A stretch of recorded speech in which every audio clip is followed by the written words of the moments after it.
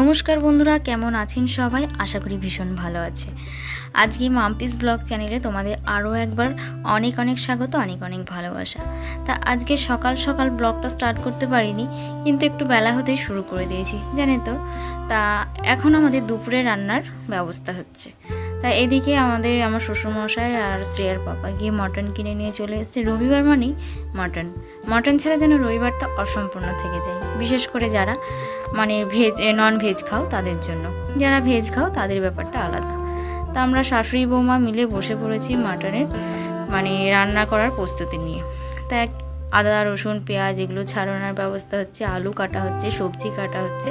এদিকে মাটনটা আমি দেখে নিচ্ছি যেন কোনো ছোট্ট ছোট্ট লোমের দানা আছে নাকি। সেগুলো থাকলে বেছে ফেলে দিয়ে পরিষ্কার করে নিতে হবে, নাহলে ওগুলো পেটে গেলে অসুবিধা হতে পারে। তা আমার দেখে নেওয়া হয়ে গেছে। এদিকে সবজি কাটা হচ্ছে, আদা পেঁয়াজ রসুন সব কাটা হয়ে গেছে। এদিকে মিট মশলা আর টুকটাক আলু টমেটো এগুলো কম হয়ে গেছিলো, আনা হয়েছে। তা আমি এদিকে চলে গেছি মটনটা ধোয়ার জন্য। এদিকে আমার শাশুড়ি মা হচ্ছে টুকিটাকি যে এগুলো বাকি আছে কাটাকাটি শেষ করছে আর কি। আবার তো রান্না বসিয়ে দিতে হবে, না ছাড়া আবার দুপুরের খাওয়ার টাইম হয়ে যাবে। এদিকে আমি কলে চলে এসেছি মটনটাকে ধোয়ার জন্য।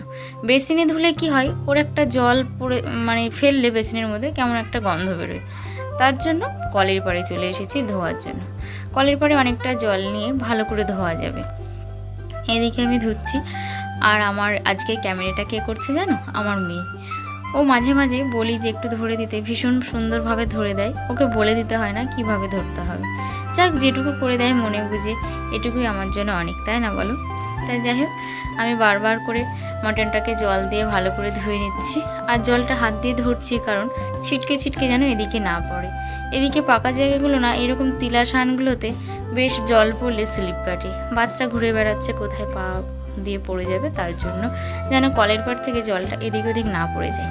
তো আমার ধুয়ে পরিষ্কার করা হয়ে গেছে। এদিকে রান্নাও বসে গেছে। এটা আমাদের চাল কুমড়োর ঘন্ট হচ্ছে। আর এই চাল কুমড়োটা জানো তো, আমাদের বাড়িতে একটা গাছ হয়েছে, সেই গাছের চাল কুমড়োর খোসাটা, যেহেতু বাড়ির চাল কুমড়ো কোনো সার মাটি ছাড়াই, তার জন্য খোসাটাকেও কেটে নেওয়া হচ্ছে। ছোট ছোট করে কেটে না চাল কুমড়োর খোসা পেঁয়াজ লঙ্কা দিয়ে ভালো লাগে খেতে।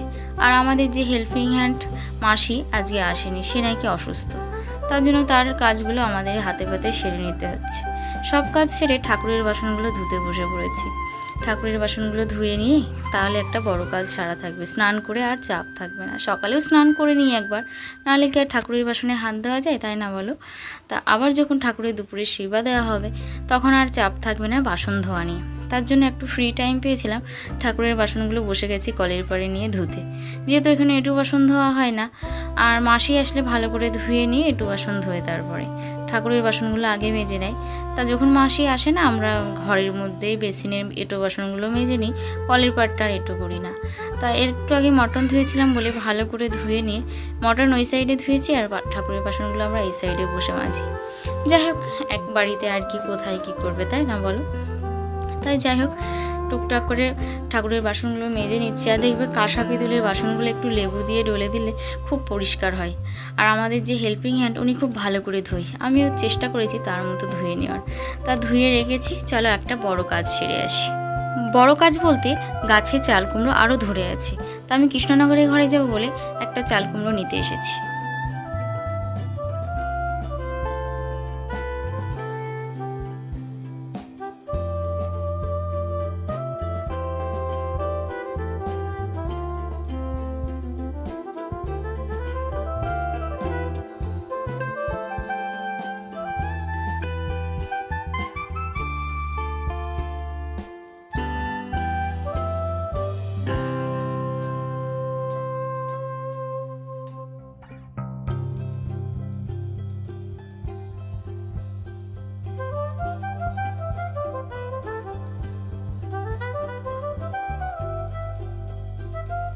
চলো তো দেখি আমাদের বাড়ির আশেপাশটা কত সবুজে ভরা, দেখাই তোমাদের। আর ওই যে দেখতে পাচ্ছ আমাদের বাতকুলার আশ্রম, আমাদের বাড়ির সামনেই। যখন মন খারাপ হয় চলে যাই। এটা মন ভালো করার একটা অন্যতম জায়গা, খুব ভালো লাগে জানো তো। ওই দেখো, এইটা ফুটো দেখেছো, এই পাশে এটাই কাট, ওটা ভালোটা থাক। এগুলো ভোমরা বসে আর ওই গুলে ফুটো হয়, ওগুলো কচি থাকতে ফুটো করি।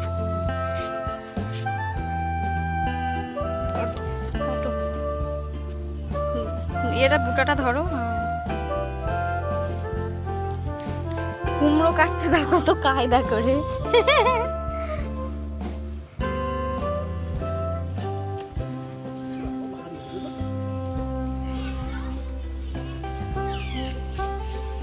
গাছে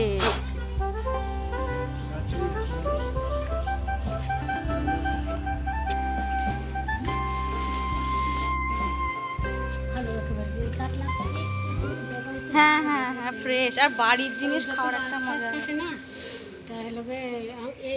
ক্যামেরাটা লাগানো আছে বলে আছে, না হলে উঠে চলে যেত।